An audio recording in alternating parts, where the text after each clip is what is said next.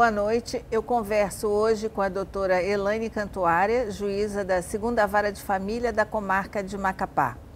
Doutora, obrigado pela sua vinda ao nosso programa. Bom, nosso objetivo hoje é conversar a respeito das transformações da família brasileira, né? Nós temos passado por grandes transformações em relação à criação de filhos, as formações de famílias, novas famílias que a Constituição trouxe. Eu gostaria que a senhora começasse conversando com a gente sobre isso. Boa noite, Cláudia. Boa noite, telespectadores do programa Direito em Foco. Realmente é um tema muito contemporâneo e atinente na sociedade moderna.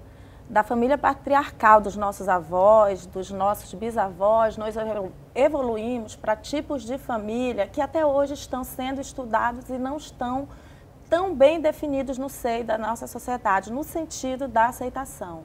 Da família patriarcal, do papai, mamãe e filhos, hoje nós temos mais ou menos 27 tipos de família reconhecidos no direito brasileiro. E nós podemos hoje dizer que a realidade da nossa sociedade, vamos puxar mais para a nossa realidade mais próxima, que seria a sociedade amapaense, né? Está preparada para aceitar todos esses tipos de família, porque estavam muito acostumados com a família tradicional e a família monoparental, né? Sim. E a senhora acha que hoje nós podemos já trazer à sociedade essa nova realidade? Na realidade, o direito, ele acompanha a evolução social e essa é que deve ser a grande noção da coisa. Se normatiza o que a sociedade já está fazendo.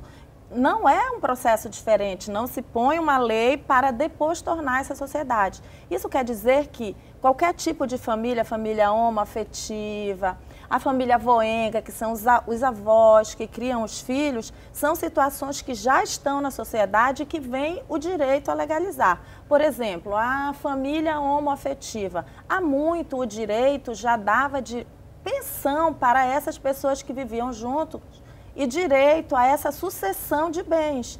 Mas foi uma coisa que começou na área jurídica, porque a sociedade, por ser patriarcal, não aceitava que aquela pessoa que tinha uma convivência homoafetiva com outra pudesse, na morte dela, que esse bem pudesse ficar com essa pessoa e não com os parentes mais próximos e que muitas vezes esses parentes eram os que tinham maior preconceito e que não aceitavam aquela relação afetiva. Então, é preciso que se coloque que também a nossa sociedade nortista ela é um pouco mais preconceituosa que a sociedade do sul, do sudeste. Por exemplo, nós já tivemos caso expresso, e já foi noticiado nos meios de comunicação, do chamado poliamor, que foi um homem que se casou, fez um contrato no cartório com 2 mulheres. E eles convivem, entre aspas, na mais perfeita harmonia. Então, essa seria a mais nova forma de família que a gente teria que aceitar, né? Antes da senhora falar sobre o poliamor, eu gostaria de deixar mais para o final, quais as formas de família que são mais recorrentes aqui na nossa sociedade, que a senhora tem visto no judiciário?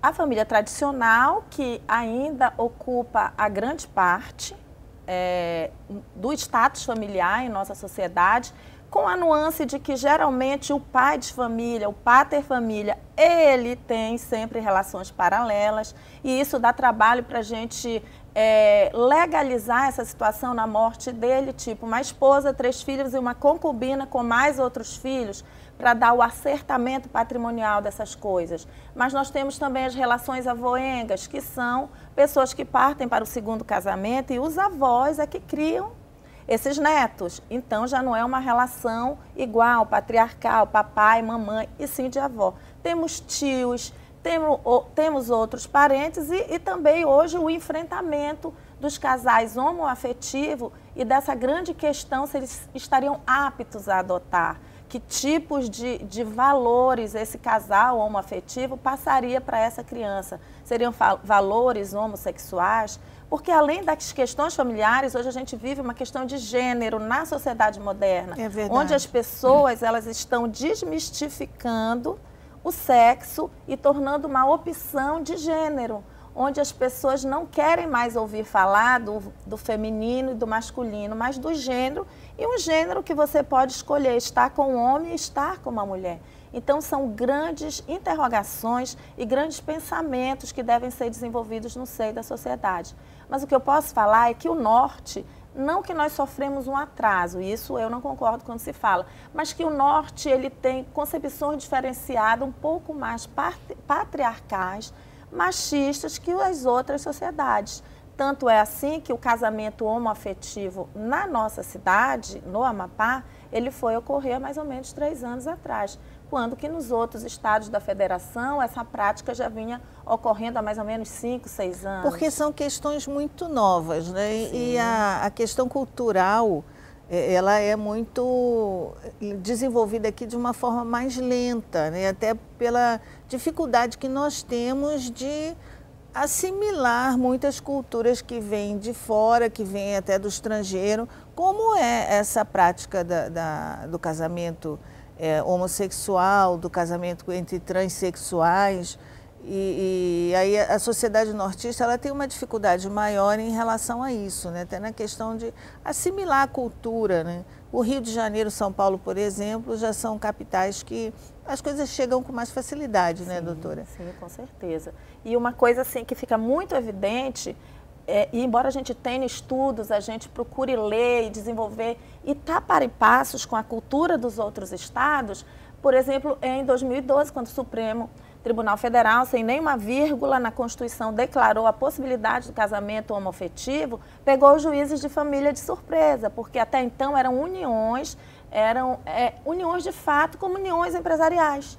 E, de repente, quando esse casamento foi permitido, se questionou, é só união estável, é casamento? Mas a grande questão, tudo isso foi parar nas varas de família, porque a Constituição, ao mesmo tempo, ela estimula que uniões estáveis sejam transformadas em casamento. Então, isso pega o ordenamento jurídico e dá um nó na cabeça das pessoas, dos advogados, dos juízes, como nós vamos, então, a partir de agora, analisar um processo desse, sob que ótica, sob situações. E a questão dos bens, né, pesa muito. Exatamente. E além de pesar, atrapalha, né? Porque quando esbarra na questão patrimonial, as coisas que poderiam ser resolvidas de uma forma amigável, mediação, por exemplo, elas se tornam muito mais difíceis. Isso. Né? É algo bastante diferenciado, porque de um lado nós temos uma esposa de um casamento tradicional, com filhos, e muitas vezes nós temos do outro lado um concubino ou uma concubina de uma relação homoafetiva. E pensa em colocar todo esse povo numa mesa de audiências. Muitas vezes é constrangedor quando a pessoa já é mais velha. Imagine uma senhora de 60 e tantos anos, quase 70, estar numa mesa de audiência quando que o marido está falecido e o cidadão que é o autor da ação é o cidadão que se diz o marido do marido dela. Então, muito são complicado. situações bastante complicadas que dão um nó na cabeça de quem opera o direito, nós, advogados, juízes, imagina na população em geral, como considerar isso. Então, são essas questões, e eu sempre digo que o direito de família é um dos direitos que mais corre para e passos, paralelamente às evoluções sociais, porque elas acontecem de uma forma tão rápida e que isso precisa ser assentado em termos patrimoniais, em termos de convivência social, de tolerância e respeito, porque isso a gente também tem que verificar, né? Porque o estigma do bichinha, da opção sexual, dessa respeitabilidade é uma coisa que tem que ter uma tolerância dentro da sociedade. E tem que formar uma base dentro da própria família, né, doutora? Porque o que é muito difícil é se criar uma cultura dentro das famílias em relação aos princípios constitucionais que protegem a família. Afetividade, respeito, a solidariedade, né?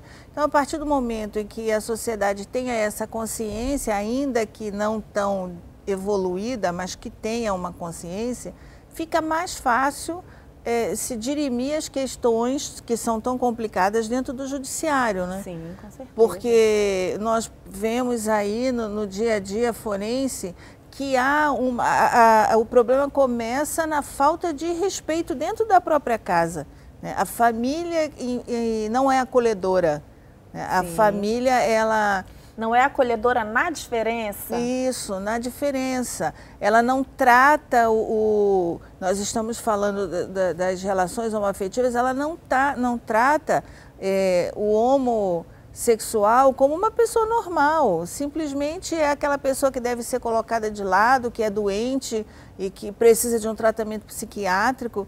Isso gera uma série de consequências que acaba desaguando no judiciário, quando não deveria, né? Porque é problema de família para ser resolvido dentro da própria família. Com certeza. E para ser bem exato em termos de questões de CID, de Código Internacional de Doenças, só a partir da década de 80 que a homossexualidade se tirou do CID, do Código Internacional de Doenças, como não sendo uma doença, e sim um distúrbio. Não é um distúrbio, é uma questão de ordem psicológica. Porque provou-se que muitas vezes a pessoa nasce com o membro, nasce com o sexo, mas que o cérebro dela, os hormônios aflorados dela não se coadunam com o sexo que tem. Então isso não é uma doença, não é uma disfunção, é uma coisa do próprio corpo. E essa aceitação começou no Conselho de Psicologia. Mais tarde, o Conselho Regional de Medicina, os Conselhos de Medicina, que interpuseram a medida para que se modificasse, para que a homossexualidade deixasse de ser uma doença e deixasse de ser não um problema social, mas uma questão social que deve ser avaliada. E a gente vê que isso é tão latente que há crianças que elas não têm a noção, elas não têm a convivência social, mas que elas já têm a percepção de que elas nascem com sexo, mas não se portam desse jeito. E elas se querem vestem de uma mulher, outra coisa. Para ver que não é uma doença, não é um distúrbio, é uma coisa de ordem biológica do seu próprio organismo. E doutora, o Poder Judiciário hoje, ele tem algum aparato em termos de auxílio às famílias que estão lidando muito com esse problema da homossexualidade, né, dentro das suas casas?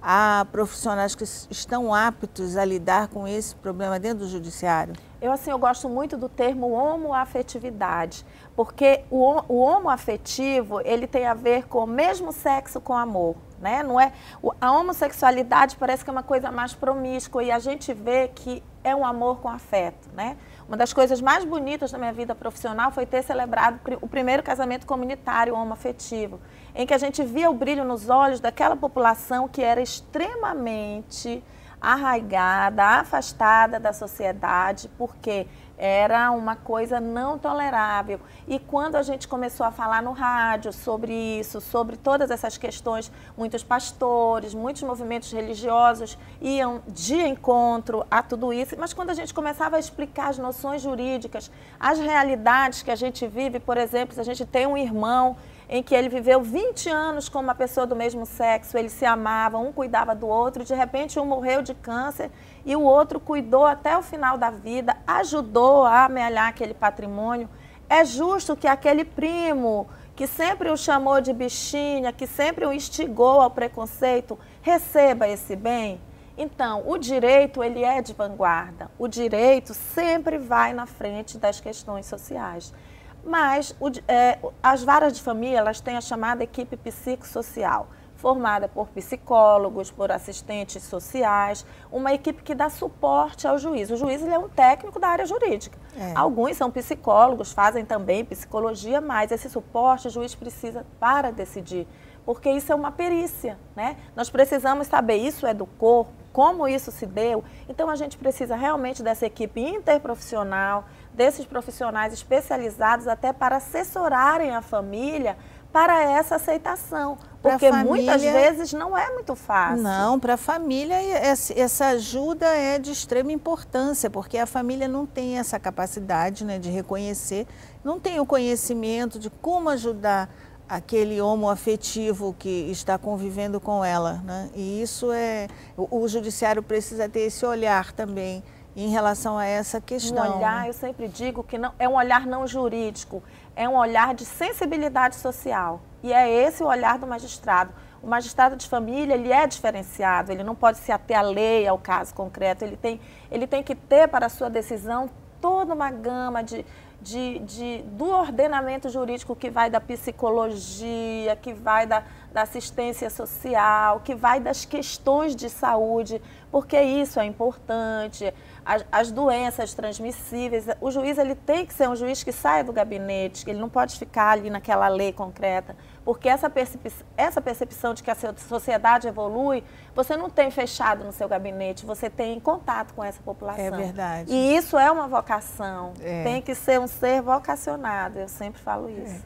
Doutora, nós voltamos no próximo bloco falando um pouco mais sobre o direito de família. Até já.